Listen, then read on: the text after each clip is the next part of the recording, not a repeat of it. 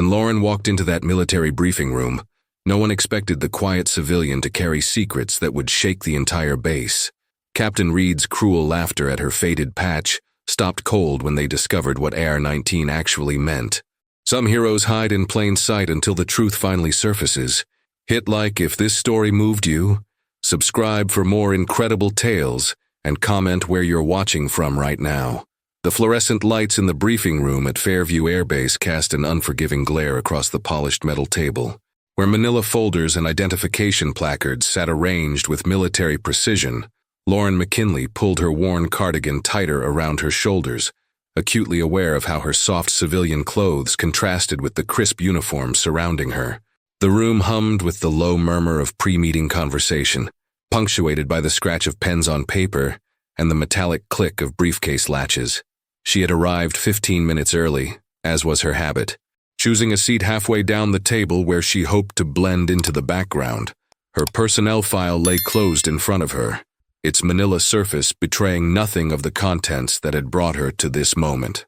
Around her, officers and civilian contractors settled into their chairs with the casual confidence of people who belonged in rooms like this, their conversations flowing easily between technical specifications and weekend plans. Captain Reed Hallstrom entered with the swagger of someone accustomed to commanding attention, his uniform immaculate, and his bearing radiating the kind of authority that expected immediate deference. He surveyed the room with the calculating gaze of a predator assessing prey, his eyes lingering just long enough on each person to catalog their potential usefulness or irrelevance. When his gaze fell on Lauren, it paused with the slight surprise of someone discovering something unexpected and mildly amusing. She felt the weight of his assessment like a physical pressure, the way his eyes took in her simple blouse, her lack of military bearing, the careful way she held herself as if trying not to take up too much space. "Ladies and gentlemen," Reed announced, settling into his chair at the head of the table with theatrical precision, "let's begin with introductions for our newest team member." He picked up Lauren's file and made a show of opening it slowly, as if the act of reading were a performance for the room's benefit. The pages rustled with deliberate loudness as he flipped through them, his expression shifting from neutral interest to barely concealed amusement. "Well, well," his voice cut through the room's ambient noise like a blade through silk. "McKinley, Lauren. Previous experience includes administrative support, data entry, and customer service coordination." A few scattered chuckles rippled through the assembled group. Lauren felt her cheeks burn but kept her hands folded in her lap, willing herself to remain perfectly still. The humiliation was familiar, a variation on a theme she'd experienced countless times since leaving the service and trying to rebuild her life in the civilian world. Reed continued his performance, holding up a small piece of worn fabric that had been tucked between her certificates and training documentation. The patch swayed slightly in his grip, its faded threads catching the harsh light. "And what do we have here? Some kind of thrift store souvenir?" The patch was unremarkable to most eyes. Worn fabric with embroidered numbers reading R19, Silent Reach. The colors had faded to muted earth tones. The edges were frayed from years of handling. To anyone unfamiliar with military insignia, it might indeed have looked like something picked up at a surplus store or flea market. "I mean, seriously," Reed continued, his voice taking on the patronizing tone of someone explaining something obvious to a child. "Where exactly did you pick this up, McKinley? Your ex-husband's garage sale? Some military memorabilia shop?" The laughter this time was louder, more confident. Lauren felt the familiar tightness in her chest, the way her breathing wanted to become shallow and quick, but underneath the civilian clothes and careful vulnerability. Years of military training kicked in automatically. Her posture remained controlled, her breathing deep and measured, her hands steady despite the tremor of emotion threatening to break through. At the back of the room, Sergeant Ethan Cole shifted uncomfortably in his chair. Unlike the others, he wasn't laughing. Something about the patch had caught his attention, though he couldn't immediately place why. The designation tugged at his memory like a half-remembered song. Familiar but just beyond reach. Lauren's hand moved almost unconsciously toward her purse, then stopped. Inside, nestled between receipts and everyday items, lay a challenge coin that most people in this room would never recognize. Its weight had been her constant companion for years, a tangible reminder of service rendered in places that didn't officially exist, among people whose names would never appear in any public record of heroism. The technical sergeant seated near the projector looked away, clearly uncomfortable with the public humiliation unfolding before him. A few of the younger officers exchanged glances that spoke of second-hand embarrassment, but none of them spoke up to interrupt Reed's performance. "You know what I think," Reed continued, warming to his theme. "I think someone's been telling stories about military service they never actually rendered, playing dress-up with Daddy's old Army surplus." The accusation hung in the air like smoke from a funeral pyre. Lauren felt something deep inside her chest clench tight, not from the pain of the insult, but from the familiar rage that came with being underestimated. Dismissed, erased from the narrative of her own service, but she said nothing. Years of experience had taught her that defending herself in moments like this only provided more ammunition for tormentors like Reed. Instead, she focused on her breathing, on the weight of the challenge coin against her palm through the fabric of her purse, on the knowledge that truth had its own gravity and would eventually surface. Around the table, the mood had shifted subtly. What had begun as casual workplace hazing was starting to feel uncomfortable, even to those who'd initially found it amusing. The patch lay on the table between them, innocuous and faded, but somehow carrying more weight than its appearance suggested. Ethan Cole leaned forward slightly in his chair, his weathered face creasing with concentration, as he tried to place the nagging familiarity of the R-19 designation. In his years of service, he'd encountered thousands of unit patches, call signs, and operational designations, but this one sparked something different, a memory just beyond the edge of conscious recall. The meeting was supposed to continue with logistics briefings and project timelines, but the room's energy had been fundamentally altered by Reed's performance. Lauren sat in the center of it all, perfectly still and apparently composed, but those who knew how to read the signs could see the military bearing beneath her civilian camouflage, the way she held her shoulders, the controlled rhythm of her breathing, the steady focus of her gaze. The patch remained on the table, silent testimony to something none of them yet understood. The late afternoon sun slanted through the hangar windows as Lauren made her way down the service corridor, her footsteps echoing softly against the polished concrete floor. The humiliation from the briefing room still burned in her chest, but she pushed it down with the same discipline she'd learned to apply to fear, exhaustion, and doubt during her years in uniform. The corridor was lined with maintenance bays where technicians worked on various pieces of equipment, their conversations creating a comfortable backdrop of normalcy that helped ease the tension in her shoulders. She paused at the briefing room they'd assigned her to prepare, checking the projector connections and adjusting the display screen with movements that were automatic, economical, precise. "Hey there," called out one of the mechanics. Middle-aged man with grease-stained coveralls and a friendly smile. "You're the new logistics coordinator, right? That was some show back there." Lauren glanced up from her work, offering a careful smile. "Just trying to do my job." "Well, you sure know your way around that equipment," another mechanic observed, watching as she adjusted the hydraulic lift on the projector mount with the kind of efficiency that spoke of extensive familiarity. Most civilians would be scratching their heads at those connections. The comment was meant as a compliment, but it sent a small chill through Lauren. Even her efforts to blend in, to appear unremarkable, somehow betrayed traces of the training that had shaped her. She forced herself to slow down, to appear less certain about the equipment she could probably repair. "Blindfolded. Lucky guess," she said lightly, stepping back from the now perfectly adjusted display. In her purse, the challenge coin pressed against her palm through the fabric. She found herself touching it unconsciously, the way other people might worry a rosary or fidget with jewelry. The metal was warm from her body heat, worn smooth from years of handling, and inscribed with symbols that would mean nothing to most people but everything to those who'd earned the right to carry them. A brief flashback flickered through her mind, her hands steady on aircraft controls, the rhythmic thrum of rotors overhead, the precise choreography of switches and gauges that kept machines airborne and people alive. The memory was sensory rather than visual, carried in her muscles and fingertips rather than her conscious mind. She blinked, returning to the present moment and the fluorescent-lit corridor where she stood surrounded by everyday military routine. But the memory left traces, a straightening of her posture, a precision in her movements that spoke of training most people would never receive, hidden deeper in her purse, beneath receipts and lip balm. lay other artifacts of a life most people would never understand. A dog tag folded in half to obscure the information stamped into its surface, a photograph of a helicopter with 3 letters carefully scratched out, leaving only the ghost of identification that could never be completely erased. "Not what I appear to be," she whispered to herself, the words barely audible over the ambient noise of the hangar. Ethan Cole appeared at the other end of the corridor, his approach measured and deliberate.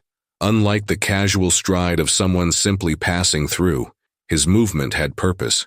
He'd been thinking about that patch, turning over the nagging familiarity of the AR-19 designation in his mind, like a puzzle piece that almost fit, but not quite.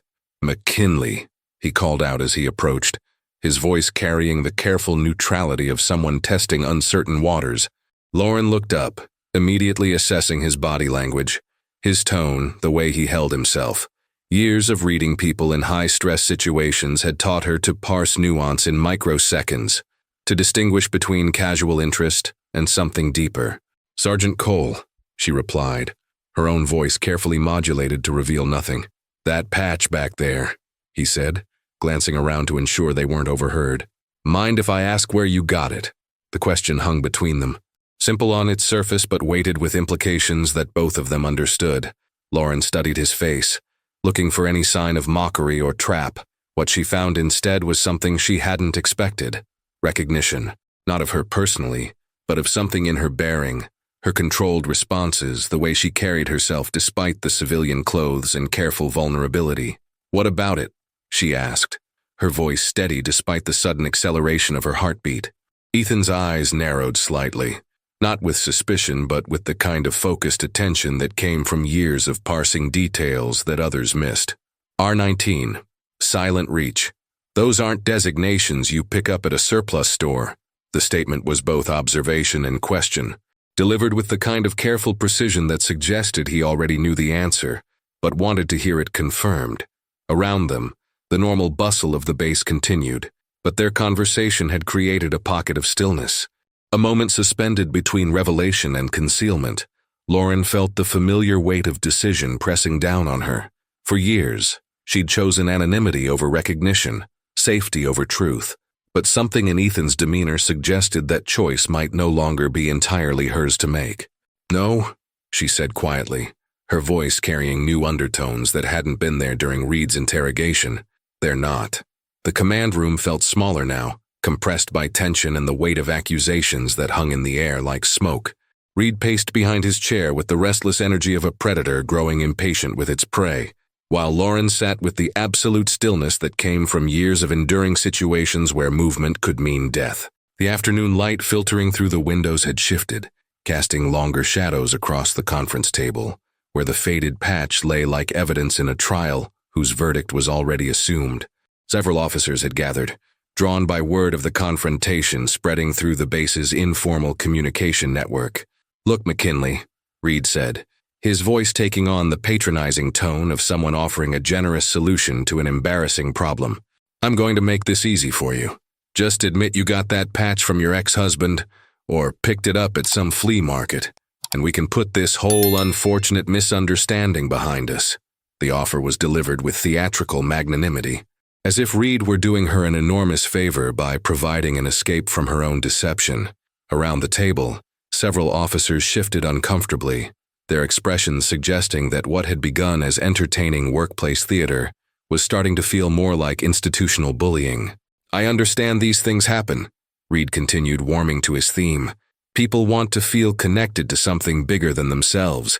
Maybe you dated a veteran, heard some stories, thought it might add some credibility to your resume. No harm, no foul. We've all embellished a little here and there." Lauren met his gaze directly, her blue eyes holding steady with the kind of unblinking focus that made some people uncomfortable. When she spoke, her voice carried a quiet dignity that cut through the ambient noise of the room like a blade through silk. "No," she said simply, "I won't pretend to be something I'm not."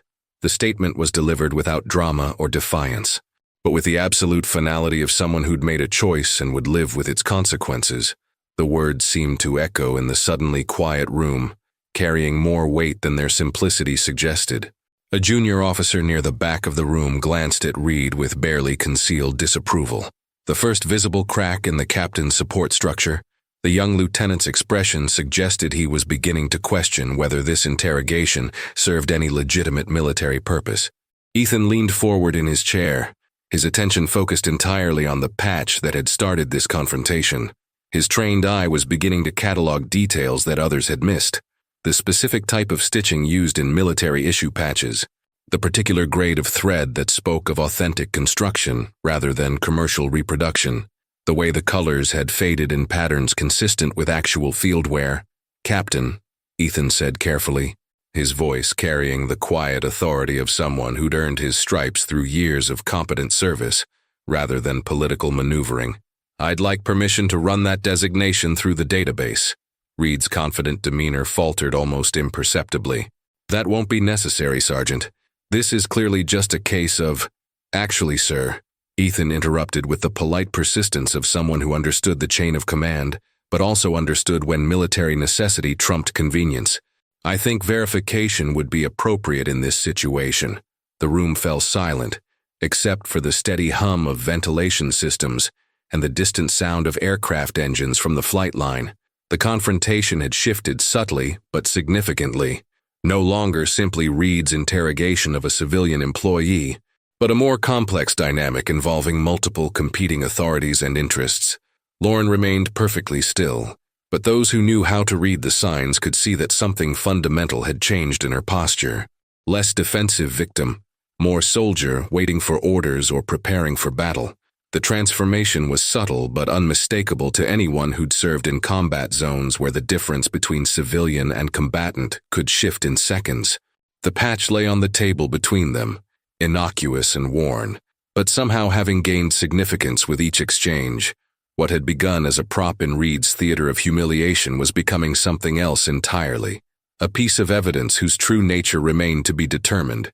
Around the table, allegiances were beginning to shift as the stakes of the confrontation became clearer.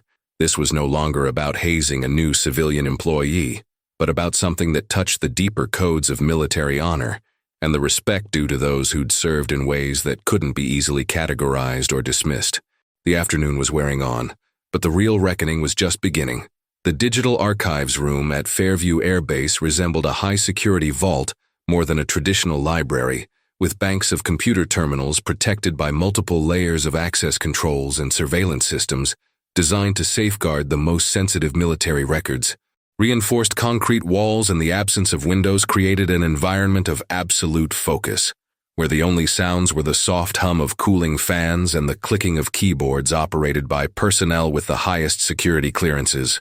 Ethan Cole sat before one of the terminals, his weathered fingers moving across the keyboard, with the practiced efficiency of someone who'd navigated countless military databases over his years of service. But each query related to the RR-19 designation met the same frustrating response, red text flashing across the screen reading, "Access restricted, insufficient clearance level, silent reach," he muttered under his breath, staring at the monitor as if willing it to reveal its secrets through sheer determination. The call sign tugged at his memory with increasing persistence, like a song heard in childhood that refused to be fully recalled, but wouldn't be completely forgotten. He reached for the secure telephone on his desk, its heavy black handset and encrypted connection serving as a lifeline to a network of veterans who understood that some information existed in the spaces between official records. The number he dialed belonged to a contact he hadn't spoken to in over 2 years, someone whose career had intersected with his own during operations that remained classified long after their strategic importance had faded. "Martinez, it's Cole at Fairview. Yeah, I know it's been a while." His voice carried the careful casualness of someone discussing matters that couldn't be explicitly named over even encrypted channels. "Listen, I need to ask you about something. You ever hear of a designation AR-19, call sign Silent Reach?" The pause on the other end of the line stretched long enough for Ethan to wonder if the connection had been lost. When Martinez finally responded, his voice carried a weight that hadn't been there moments before. "Where did you hear that designation?" "Can't get into specifics over the phone," Ethan replied, matching his contact's careful tone. "But I need to verify if it's legitimate. Running into some access restrictions here." Across the room, Lauren stood silhouetted against the single window that looked out onto the base's administrative complex.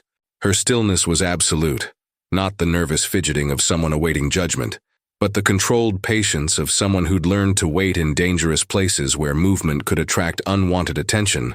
The documents spread across the table near her included fragments of information that were beginning to form a pattern, partial mission designations from years past, references to operations that existed only in heavily redacted after-action reports, dates and locations that corresponded to events most people had never heard about, and never would.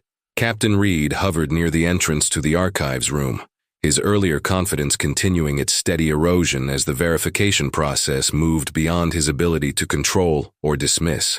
His attempts to characterize the situation as a waste of resources were beginning to sound increasingly hollow as more senior personnel took interest in the proceedings. "This is getting ridiculous," Reed said to no one in particular, his voice lacking the authority it had carried just hours earlier. "We're treating a piece of thrift store fabric like it's the Dead Sea Scrolls." But even he seemed to understand that military databases didn't restrict access to information about costume shop reproductions. The very existence of security protocols around the AR-19 designation suggested something more significant than a civilian's attempt at resume embellishment. On Ethan's computer screen, fragments of information continued to appear and disappear as the system's security protocols evaluated his queries against his clearance level and need-to-know status. A partial date appeared briefly, April of a year that seemed both recent and ancient, in the compressed timeline of military operations. Mission parameters flashed for seconds before being replaced by security warnings. The terminal chimed softly, and a new message appeared in official formatting. "Verification request submitted to Command Authority. Response pending." Lauren turned from the window with a movement that was smooth and controlled, carrying none of the nervous energy that might be expected from someone whose credentials were under investigation. For just a moment, her civilian facade slipped completely, and those watching caught a glimpse of someone else entirely, someone who belonged in rooms where life and death decisions were made in the space between heartbeats. The secure telephone on Reed's desk began to ring with the distinctive tone that indicated a priority call from higher authority. The main corridor of Fairview Air Base stretched before them like a processional route, its polished floors reflecting the fluorescent lighting and creating an atmosphere of institutional gravity. Display cases lined the walls, containing decades of military history rendered in metals, photographs and commendations that spoke to the long tradition of service the base represented. The sound of approaching footsteps echoed off the walls with a measured cadence that suggested someone walking with purpose rather than merely passing through. These weren't the casual steps of daily routine, but the deliberate stride of authority responding to a situation that demanded immediate attention. Ethan stared at his phone as the notification appeared on its screen. "Verification request forwarded to General Command. Priority response authorized." His hands trembled slightly as he set the device aside, the implications of the message beginning to sink in with uncomfortable clarity. The R-19 designation wasn't just classified. It was classified at a level that required general officer authorization to access, whatever Lauren McKinley's connection to that patch represented. It existed in the rarefied atmosphere of operations that touched national security at its highest levels. Reed moved quickly into damage control mode, his voice taking on the reasonable tone of someone trying to prevent a misunderstanding from escalating beyond anyone's ability to manage. "Look, there's obviously been some kind of administrative error here. We don't need to involve senior command over a piece of old fabric. I'm sure there's a perfectly reasonable explanation that doesn't require—" He was interrupted by the appearance of a young lieutenant carrying an official document sealed with the kind of security markings that appeared only on the most sensitive military communications. The officer's face was pale with the weight of whatever message he carried, and his hands shook slightly as he presented the papers. "Sir, I have a priority directive from General Langford, requesting immediate review of all archived materials related to operational designation AR-19. Call sign Silent Reach. The General is en route and will personally oversee the verification process." The words fell into the corridor's atmosphere like stones dropped into still water, sending ripples of tension in all directions. Conversation stopped mid-sentence as personnel processed the implications of general officer involvement in what had begun as a routine personnel matter. Lauren closed her eyes for a fraction of a second. Not relief, Not fear, but the controlled preparation of someone who'd been waiting years for this moment. When she opened them again, something fundamental had shifted in her demeanor. The careful vulnerability she'd maintained was gone, replaced by the bearing of someone who understood that the time for hiding was over. On the wall behind them, a photograph that had been overlooked during years of daily passage suddenly seemed significant. It showed a formation of aircraft on a desert airstrip beneath the caption, Operation Deep Ember, 20XX, Confidential. The image was one of dozens that decorated the corridor, but now Ethan's trained eye picked out details that had been invisible before. A faded number sequence in the corner that read R19, barely visible unless one knew exactly where to look. The distant sound of helicopter rotors grew audible through the building's walls, though no aircraft were scheduled for arrival according to the day's flight manifest. Someone was coming, and the careful balance of power that governed this small military bureaucracy was about to undergo dramatic revision. Lauren straightened her shoulders with a movement that was purely instinctive, muscle memory asserting itself after years of careful suppression. When she spoke, her voice carried a new quality, not louder than before, but somehow more present, more real, as if she were finally allowing herself to exist at full intensity. "The truth has a way of surfacing," she said quietly, her words intended for herself as much as anyone else in the corridor. "No matter how deep you try to bury it, or how long you pretend it doesn't exist." The sound of boots on polished floors grew closer, measured and deliberate, carrying the unmistakable rhythm of someone who'd walked onto 1,000 different stages and never once doubted their right to command the scene. The approaching storm could be felt in the very air of the corridor, and every person present understood that the next few minutes would fundamentally alter the trajectory of everything that had preceded them.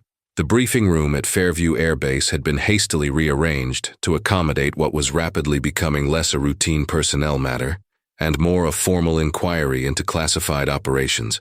Chairs were positioned in precise rows facing a small table, where evidence lay under harsh fluorescent lighting, creating an atmosphere that reminded everyone present of courts-martial and tribunals where careers lived and died. The transformation was complete when the double doors opened with authoritative force, and General Marcus Langford entered with the measured step of someone who'd commanded respect on 1,000 battlefields and never once questioned his right to do so. His presence filled the room immediately, compressing the available space and drawing every eye with the gravitational pull of absolute authority. Conversations died mid-sentence as personnel rose automatically to attention, their bodies responding to decades of conditioning before their minds fully processed what was happening.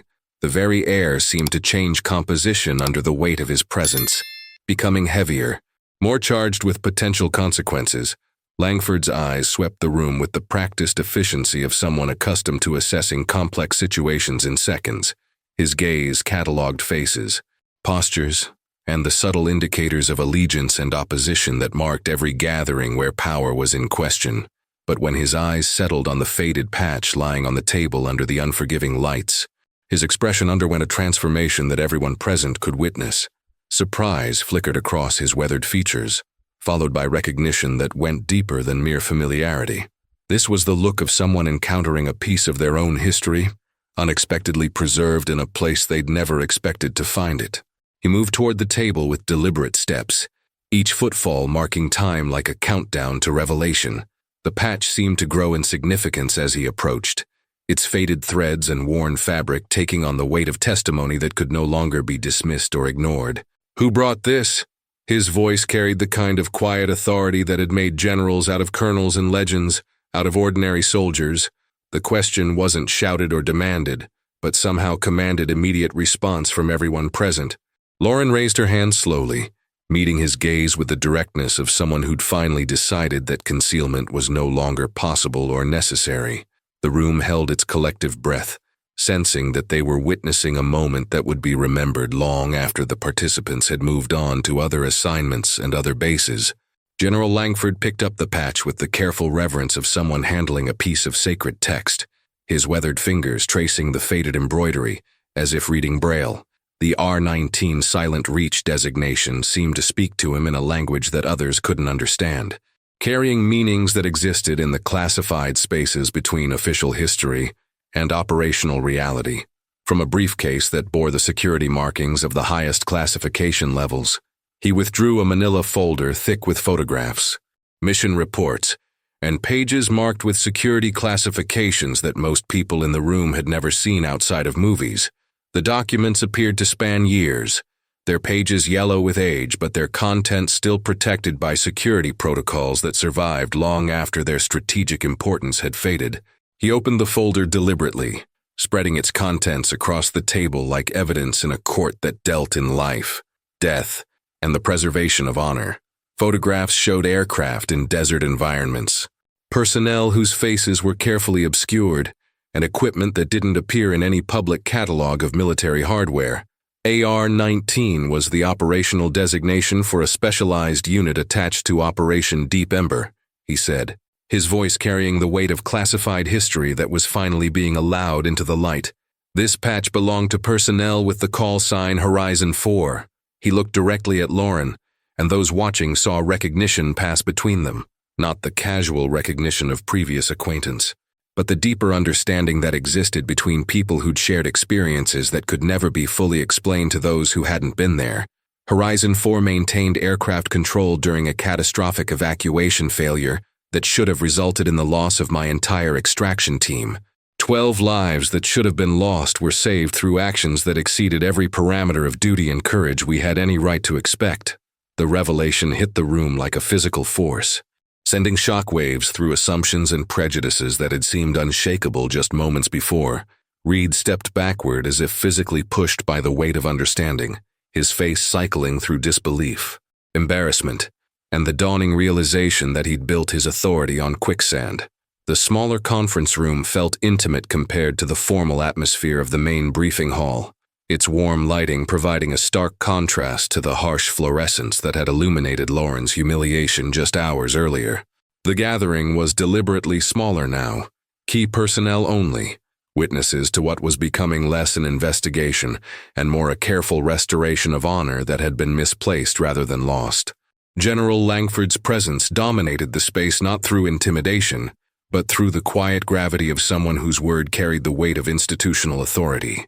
When he spoke, his voice possessed the formal cadence of official pronouncement, each word chosen with the precision of someone who understood that military justice moved through specific protocols and procedures. Pending completion of the full verification process, all allegations of fraudulent documentation against Miss McKinley are hereby suspended indefinitely, he announced, his words carrying the finality of judgment rendered by competent authority. Furthermore, I am directing a comprehensive review of the circumstances that led to these allegations being raised in the first place. The implications of his statement rippled through the assembled group like stones thrown into still water. This wasn't merely an exoneration of Lauren, but a formal investigation into the conduct that had led to her public humiliation. Reed, standing at the back of the room, seemed to shrink physically under the weight of institutional scrutiny turning in his direction. When Reed finally spoke, his voice was barely audible, the cocky authority of earlier replaced by something approaching genuine remorse. General, I had no way of knowing. Her documentation appeared irregular, and I made assumptions based on what, Captain? Langford's question cut through Reed's explanation with surgical precision, based on her gender, her civilian attire, her reluctance to discuss classified service that she had no legal authority to reveal. The silence that followed was devastating in its completeness. Reed's face cycled through several expressions before settling on the pale resignation of someone recognizing the full scope of their mistake.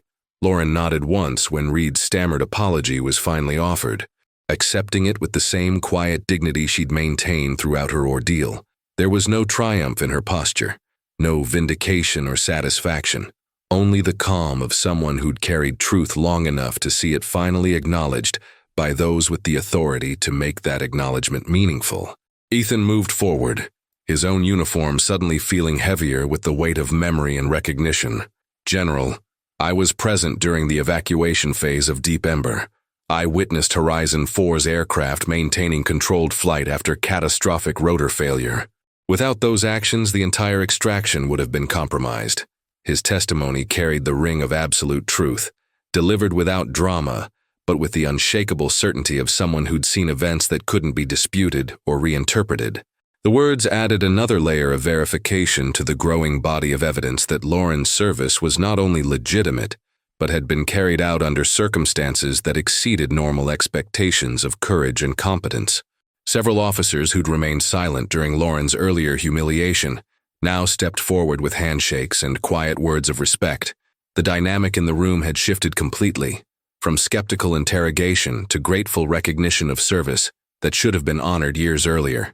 But even as partial justice was being served, everyone present understood that this was only the beginning of a process that would require extensive documentation, formal hearings, and the careful untangling of classified records that had been buried for reasons of operational security, rather than shame or deception. On the table between them lay additional documents that had emerged from General Langford's classified files: photographs with complete date stamps that matched mission records, manifests signed by commanders whose names were still protected by security classifications, and a single sheet of paper bearing the official seal of Operation Deep Ember, with Lauren's call sign clearly visible among the listed personnel.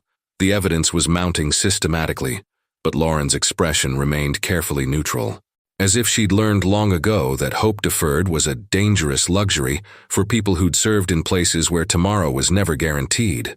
The formal hearing room at Fairview Air Base had been configured with the precise geometry that military justice demanded: a curved table for the reviewing panel, microphones positioned for accurate recording of testimony, and gallery seating arranged to accommodate witnesses while maintaining the dignity that such proceedings required.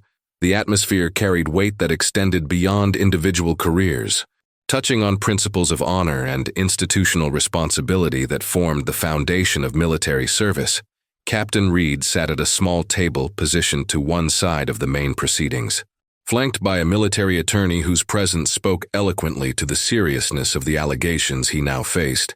Gone entirely was the swagger of command that had characterized his earlier performance, replaced by the careful posture of someone fighting not just for professional survival, but for the preservation of a career that had defined his identity. The reviewing officer, a colonel with decades of experience in military justice, spoke with crystalline clarity that carried across the room to every person present. "Captain Hallstrom, the evidence before this panel demonstrates that your actions constituted harassment of a civilian employee, based on assumptions that were not only unsupported by available evidence but actively contradicted by classified records. You had no authority to access or evaluate." The hearing proceeded with military efficiency, each piece of evidence presented and examined with forensic precision that left no room for ambiguity or alternative interpretation. Flight logs from Operation Deep Ember showed Lauren's aircraft designation exactly matching the number sequence on her patch. Evacuation manifests bore her call sign in documents that predated her employment at Fairview by years. Mission reports contained testimonies from surviving team members who owed their lives to skills she demonstrated under conditions that tested the absolute limits of training and courage. When General Langford took the witness stand, his testimony carried the weight of absolute authority, combined with personal knowledge that couldn't be challenged or dismissed. Without the actions of the individual known as Horizon 4 during the evacuation phase of Deep Ember, 12 service members would have been killed in action. I would have lost a significant portion of my team to circumstances that were beyond the control of standard extraction protocols. His voice remained level and professional throughout his testimony, but those who understood military bearing could detect the emotion beneath the surface, gratitude that had carried weight for years, combined with the recognition that Lauren had never received the acknowledgement her actions deserved. The reviewing panel deliberated with appropriate gravity before rendering their verdict.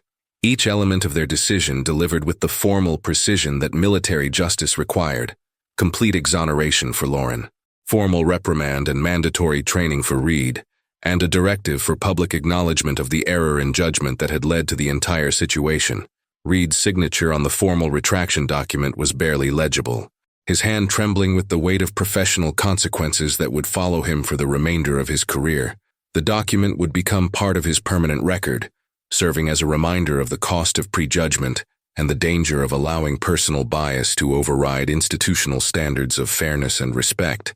The hearing's conclusion brought relief to some and consequences to others, but for Lauren, it represented something more significant than vindication. It was the formal recognition of service that had been rendered without expectation of reward. In circumstances where failure would have meant the death of people whose names she'd never learned, but whose lives had depended entirely on her competence and courage, as the hearing concluded, General Langford approached Lauren with something that had been prepared in advance, an official invitation written on command letterhead and bearing security classifications that indicated its significance extended beyond routine administrative matters. Ms. McKinley, I have a project that requires someone who understands the weight of the past and the importance of preserving stories that deserve to be remembered, he said quietly, his words intended for her alone. Someone who knows that some sacrifices should never be forgotten, even when they can't be publicly acknowledged. The hangar at Fairview Air Base transformed as the day moved toward sunset, its massive space softened by golden light that streamed through the open doors and painted everything in warm hues that gentled the harsh military geometry of aircraft and equipment. The change in lighting created an atmosphere that felt more human, more intimate than the institutional spaces where Lauren's ordeal had played out. A small gathering had formed near one of the service bays, away from the formal structures and protocol that had defined the day's events. This was military community at its most genuine, people who'd served together, suffered together, and understood that recognition often came in quiet moments rather than grand ceremonies. General Langford approached Lauren carrying a small wooden box that bore the understated elegance of items crafted for significance rather than display. The box itself was unremarkable, but the careful way he carried it spoke to the importance of its contents and the gravity of the moment it represented. This project involves recovering and preserving operational histories that were classified beyond their useful lifespan, he explained, his voice carrying the weight of someone who understood that institutional memory was fragile and required active preservation. Stories that should be remembered, service that should be acknowledged, sacrifices that should never be forgotten, even when they can't be publicly celebrated. He opened the box to reveal a commemorative medal crafted specifically for personnel whose service had been conducted in the classified spaces between official history and operational reality. Alongside it lay an official letter bearing the seal of the Defense Department, its contents representing recognition that should have come years earlier but was no less meaningful for its delay. Lauren accepted the items with hands that remained steady despite the magnitude of the moment she was experiencing. Her fingers traced the medal's surface with unconscious reverence, feeling the weight of acknowledgement she'd never expected to receive and had learned to live without. Around them, Ethan and several other service members formed a loose circle that spoke to the brotherhood of shared experience and mutual respect. There were no grand gestures or elaborate ceremonies, just the simple recognition that passed between people who'd carried similar burdens and understood the cost of service that couldn't be measured in conventional terms. Sometimes justice arrives long after the noise dies down, Lauren said quietly, her words directed toward the group but meant as much for herself as anyone listening. Sometimes it takes years for truth to surface, for honor to be restored, for service to be acknowledged. At the collar of her civilian jacket, barely visible unless one knew exactly where to look, the corner of a new uniform shirt showed through the opening. Sewn discreetly into its inner surface was the AR-19 patch, no longer displayed as evidence in a disputed case, but worn as the badge of honor it had always been meant to represent. The challenge coin, cleaned and polished until it gleamed in the hangar's golden light, passed between Lauren and Ethan in a gesture that spoke to rituals of respect and acknowledgement that existed outside official protocol. He examined it briefly before returning it with a subtle nod that communicated volumes about recognition between veterans who'd served in different conflicts but understood the common elements of duty, sacrifice, and the weight of responsibilities that couldn't be shared with those who'd never carried them. In the distance, aircraft lined up on the flight line cast long shadows across the tarmac, their silhouettes serving as reminders of the continuity of service that transcended individual recognition or failure. The base continued its mission regardless of the personal dramas that played out within its boundaries. But Lauren's story had become part of its history now, woven into the fabric of institutional memory that would survive long after the principal players had moved on to other assignments and other challenges. The The gathering gradually dispersed as the sun continued its descent toward the horizon, but the sense of resolution lingered in the warm evening air, like the echo of music after the last note has been played. Through the evening air at Fairview Air Base carried the haunting notes of retreat as the bugle call drifted across the flight line, its familiar melody marking the end of another day in the endless cycle of military service that defined life on installations like this around the world. The sound seemed to reach every corner of the base, from the barracks where junior personnel prepared for evening inspections to the flight line where aircraft stood in perfect formation against the backdrop of a brilliant sunset that painted the entire sky in shades of gold and crimson that photographers could never quite capture. The ceremony taking place near the base commander's platform was deliberately understated, lacking the pageantry that usually accompanied formal military recognition, but possessing all the gravity that such moments deserved when they involved the correction of institutional injustice and the restoration of honor that had been too long delayed. The gathering was composed entirely of personnel who understood that the most meaningful recognitions often happened away from public scrutiny and media attention, in the quiet spaces where professional respect mattered more than public relations. General Marcus Langford stood before the assembled group with the bearing of someone who'd presided over countless such moments throughout his career, but his demeanor suggested that this particular occasion carried special significance. His uniform was immaculate as always, but the slight tremor in his hands as he held the official documents spoke to emotional investment that went beyond routine administrative duty. "Ladies and gentlemen," he began, his voice carrying clearly across the tarmac, despite the ambient noise of aircraft engines and maintenance activity that never completely stopped on an active military installation. "We are gathered here this evening to formally acknowledge service that should have been recognized years ago, and to correct an injustice that occurred not through malice but through ignorance of facts that were necessarily classified at the time." He paused, allowing his words to settle over the gathering like dust after an explosion, giving everyone present time to understand that they were witnessing something significant. Effective immediately, Mrs. Lauren McKinley has been selected to lead Project Historical Recovery, an initiative specifically designed to preserve and, where security considerations permit, declassify operational records of service members whose contributions have been overlooked or forgotten due to security classifications that have outlived their strategic necessity. The announcement carried weight that extended far beyond Lauren's individual situation, touching on broader questions of institutional memory and the responsibility of military organizations to honor all who serve, regardless of whether their service could be publicly acknowledged at the time it was rendered. The project represented a recognition that classified service was still service, that heroism didn't require publicity to be real, and that institutions had obligations to their people that transcended immediate operational requirements. "I entrust this responsibility," Langford continued, "to someone who understands both the cost of service and the value of truth, who has demonstrated the ability to maintain security while preserving integrity, and who has shown that they can be trusted with the most sensitive aspects of our institutional history." Captain Reed approached from the edge of the gathering, his movement deliberate, and his posture reflecting the transformation he'd undergone during the day's events. His dress uniform was immaculate as always, but his bearing had been fundamentally altered by the recognition of his error and its consequences. The swagger of assumed authority had been replaced by something more substantial, the humility of someone who'd been forced to confront the limitations of his own judgment and found them wanting.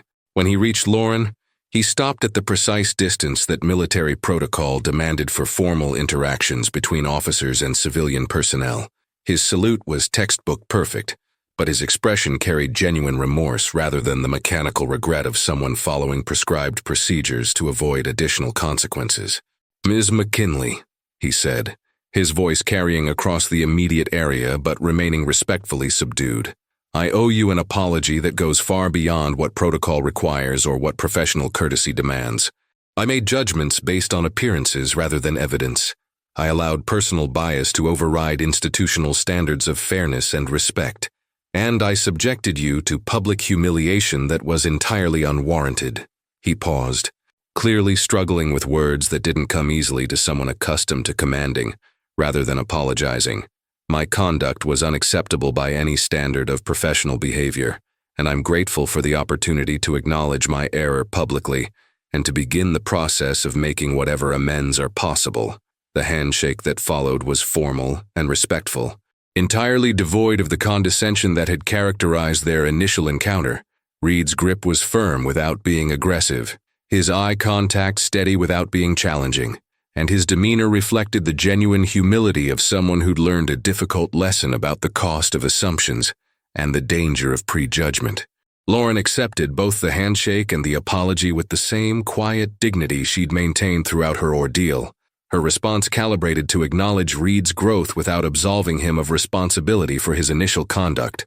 "Captain Reed," she said simply, "we all make mistakes. The measure of our character isn't whether we make them, but how we respond when we're forced to confront them." Her words carried no vindication or triumph, no sense of victory over a defeated opponent. Instead, they reflected the perspective of someone who'd learned that grace under pressure extended to moments of vindication as well as periods of trial, and that true strength was often demonstrated through restraint rather than retaliation. Ethan Cole moved forward from his position among the assembled personnel, his weathered face reflecting the satisfaction of someone who'd played a crucial role in ensuring that justice was finally served. His approach to Lauren carried the careful formality of military ritual, but underneath the protocol lay the deeper recognition that passed between veterans who'd served in different conflicts but understood the common elements of duty, sacrifice, and the weight of responsibilities that couldn't be shared with civilians. The symbolic exchange that followed was conducted with the quiet precision that characterized the most meaningful military traditions. Ethan withdrew from his pocket a challenge coin that had been carefully cleaned and polished until it gleamed in the evening light, its surface bearing the insignia of units and operations that existed primarily in the classified memories of those who'd served in them. "Horizon 4, he said quietly, using Lauren's operational call sign for the first time since the truth had been revealed. "It's an honor to serve alongside someone who exemplifies the best traditions of military service." Lauren accepted the coin with hands that remained perfectly steady despite the emotional significance of the moment, her fingers closing around it with the reverence reserved for sacred objects. The weight was familiar. Challenge coins all felt roughly the same, but this one carried additional significance as a symbol of recognition from peers who understood what her service had actually meant. The return gesture was equally meaningful. From her own pocket, Lauren withdrew a coin that bore the worn patina of years of handling, its surface marked with symbols that would be meaningless to most observers, but spoke volumes to those who understood the iconography of classified operations.